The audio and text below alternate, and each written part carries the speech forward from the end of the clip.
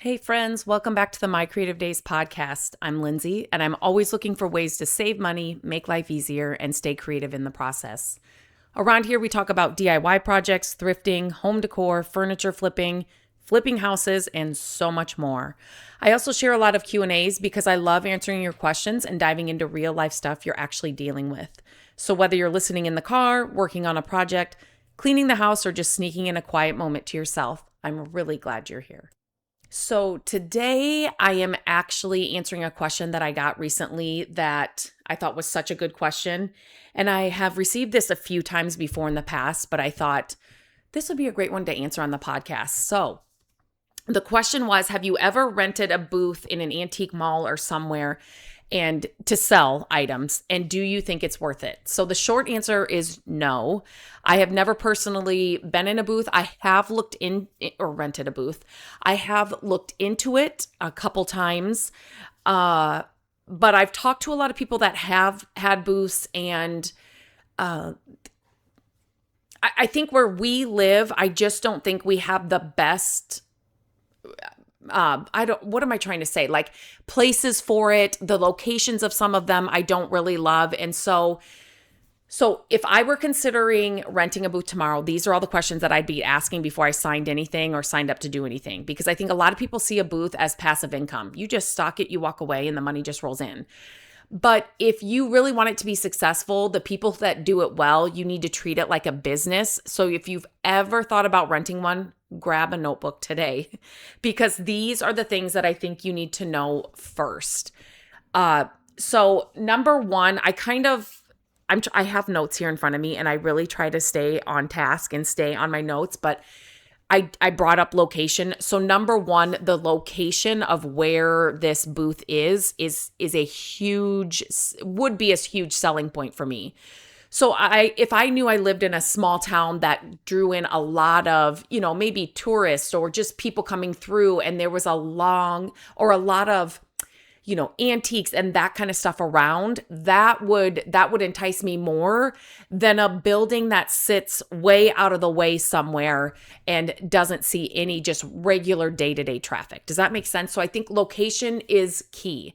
And like I said, I'm trying not to go off my notes, but just because I mentioned that word, I just want to make sure that I talk about that. So let's talk money. The first thing I'd want to know is obviously what is the monthly rent, right? But don't stop there. Is there a commission on sales? There will be, obviously. So like it depends on how they divvy it up, right? So you want to know, is it a 50-50? Is it an 80-20? Is it what is it? And how is that broken up? What percentage do they take? Are there credit card processing fees? Are there administrative fees? And are there any other hidden costs, right? So you just kind of want to know all the costs and like what's tucked into those costs, if that makes sense. Once, a booth that may sound like, oh, it's $200 a month. I'm just throwing out a random number. It may look affordable, but then when it may look different once you see all the fees and how they all add up. So you also want to know kind of what your rent covers, right? Are you helping pay utilities, heat and air, cleaning does somebody come in to clean? Are you helping pay for that? Security, marketing, cashier services, or are you just simply paying for the square footage, your booth, a 10 by 10 space or whatever it is? Those are the kind of things that you want to know about money, right? What are you responsible for? So this is another one for me that I would really want to know, right? So do you have to work in the store? If so, how often? How many hours? If not, can you get discounted rent if you decide to work every other Tuesday or something? And maybe that's something you can negotiate. Hey, I am open on Tuesdays. I would be happy to sit here and open the store or whatever if I can get a discounted rate on rent.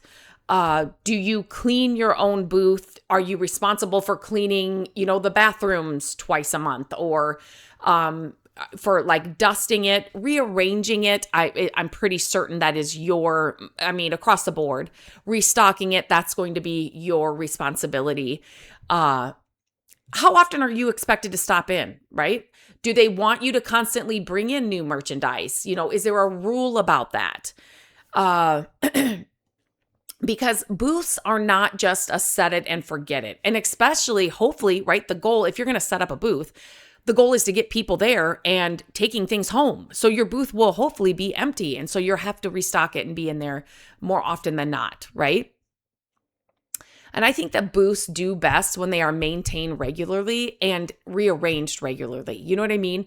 I've been in many of these kinds of stores before, and you'll go in one year and go in another year, and certain booths they've never been touched, right? So you know exactly what's going to be there. So just keep that in mind. Here's another, this is probably my number one.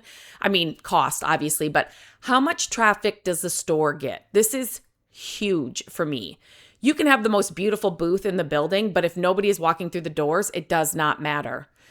So you need to ask things like, how many customers come through each week? What are the busiest days? What are the busiest seasons? Who's shopping there? What are they coming there for, right? Are they antique buyers, vintage collectors, home decor lovers, bargain hunters, tourists? Like, what kind of people are coming through? Because you want to make sure the products or the things that you're sourcing are going to fit that booth in that place, if that makes sense. Because if somebody's coming in for something, if people are coming in for, I'm just throwing things out that come to me, doll clothes, and you're selling home decor, like, you know what I mean, may not be a good fit. So you definitely want to know that. Another big one for me is, how are they marketing the business? So how are they getting people through the doors to your booth, right? Do they have a Facebook page, Instagram, an email list, a website? Do they host special events? Do they host sales? Do they have vendor weekends? And do you promote individual booths, or are you just saying, come to Antique Mall, whatever? Or are you going around each booth, and maybe you feature a booth every once a week, or 3 a week or something? What does that look like for you? Do you share vendor inventory? Do you feature, like I said, feature booths? See, I'm getting ahead of myself. Do you highlight vendors on social media? Some places do and some don't. And these, if you have an antique mall or a place like this, these are some good ideas that I think you should implement, because I think it just helps your business, and it obviously helps the vendors that are inside and paying the rent for you, if that makes sense. This one is huge, and if you are thinking about doing it, you have to market your own booth.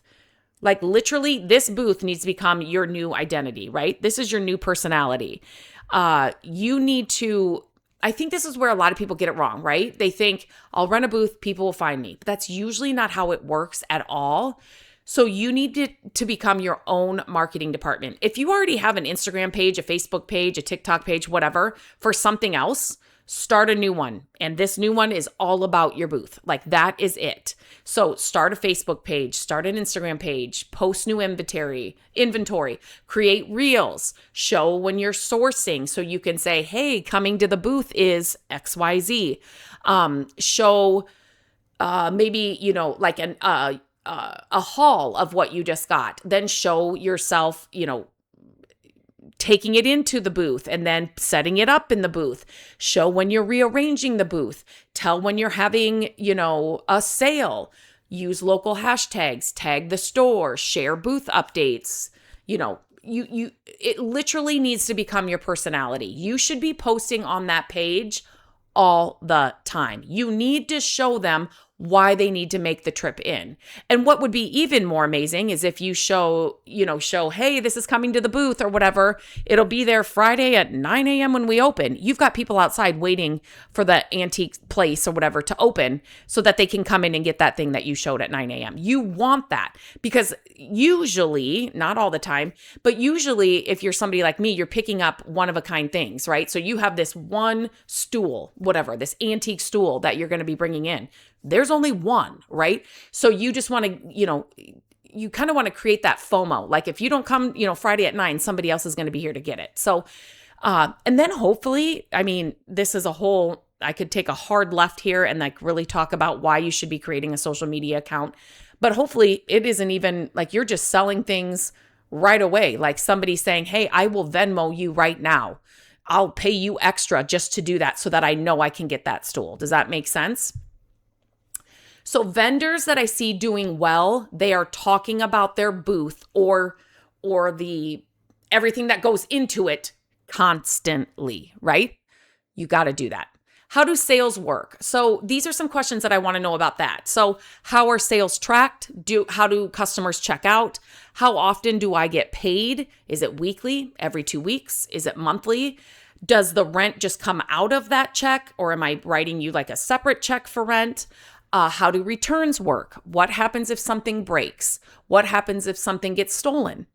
Do you have insurance? Are you responsible for things that get broke or stolen or whatever? Do I need insurance for my little 10 by 10 booth? Like, those are some things that you definitely, people I think overlook, but it's something you need to definitely consider and think about.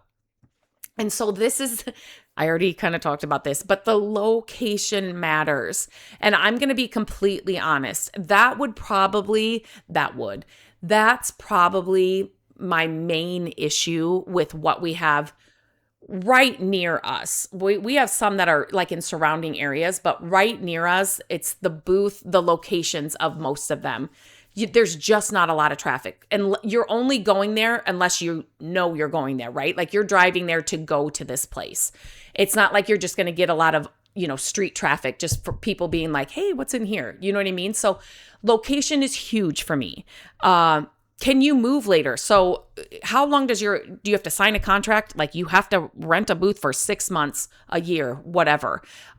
Definitely know that as well. I forgot to mention that before. Is there a waiting list for better spots? So I'm just calling it an antique mall, but within the place. So if there's like a prestige, like you really want that front window, whatever it is, right? Do you have to be on a waiting list? How do you get that spot? Does that person ever move out? Is it just because they were here before you? Like, how does that work? Just like real estate, you guys, location matters in this. So, in a booth, and it's not even location like where the store is, but like your booth in this, I don't know, the front right corner may do so much better than in the basement back corner. Does that make sense? So yes, that location in different ways matters. Another thing is, do you have enough inventory? So this is something, do you actually have enough inventory to keep a booth full? Right? Not just for opening day, but month after month, because your goal is opening day. By the end of that week, you're sold out, right? Now you have an empty booth, but you're still paying rent on it. So can you source enough items? Can you keep it looking fresh? Can you restock it consistently? A booth can look amazing on day one and completely picked over 2 weeks later, right? So you want to make sure that you've got that good balance. And with that, so this is another question that I've always had, because I have a lot, I'm working a lot besides that. So how often do I have, or how much time do I have to actually be outsourcing things? Because it takes a lot of time to get the right things, right? And you will grow this customer base that expects certain things from you. And you can't just willy-nilly and put anything in your booth, right? Because then people are going to stop coming. And so how much time is it really going to take for you to, source and all of that? You have to think beyond just the booth. The booth, it's pretty to decorate and have a store, right? Like that's the fun part. But this nitty-gritty stuff, the behind the scenes stuff, is really what should make your decision. Not the shiny booth when you've got it all set up and going in and decorating it. Forget that. Like, don't even think about that. It's this behind the scenes stuff and the contracts and all of this kind of stuff that's what needs to make your decision.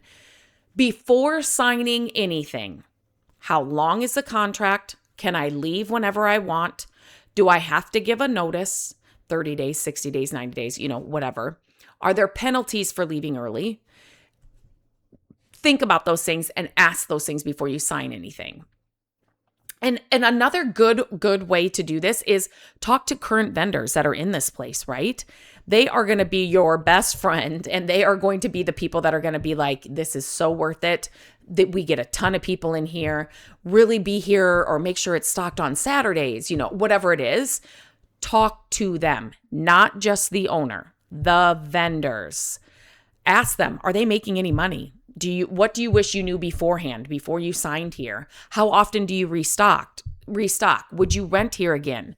These conversations will tell you so much. So one final question, and kind of to bring it all together, is if someone paid your booth rent for the next 6 months, would you have enough inventory, enough time, and enough motivation to keep that booth full, fresh, and promoted for the entire 6 months? So I think I just love that. Like, if somebody paid your rent for the next 6 months, take that out of it. Because again, I think people with a lot of the stuff that I talk about, flipping houses, flipping furniture, I should take flipping furniture out of that, because anybody can do that. And you just think of the shiny, rainbow parts of it. Do you know what I'm saying? But let's think about this. If someone paid your booth rent for the next 6 months, would you have enough inventory, enough time, and enough motivation to keep it full, fresh, and promoted for the next 6 months? Finding a booth is easy, right? Keeping it stocked, keeping it attractive, marketing it, and making it profitable, that's where the real work is, right? So if you've ever rented a booth before, I would love to hear from you. What else what would you add to the list? What do you wish you had known before you got started? Leave a message, a question, a comment in the comments of this episode so other people can see it. Like I said, I have never had a booth before, but these are the things that either have kept me from doing it, or things that it's like, well, if I decided to do it, I would want to know these things for sure. But if you have had a booth and you can add anything to this, I would love to get a conversation started in the comments.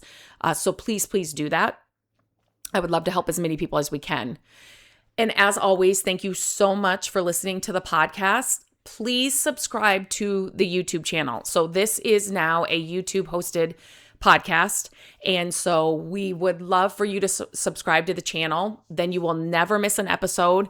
And besides the podcast, I am launching new videos, short videos and longer videos on this channel every single week, pretty much daily. So if you're subscribed, you're not going to miss any of them. And then if you click the bell, you'll be notified if anything new pops up. So please, before you turn off the podcast, please make sure you're subscribed to the channel. I appreciate it so much. And until next time, have a great day.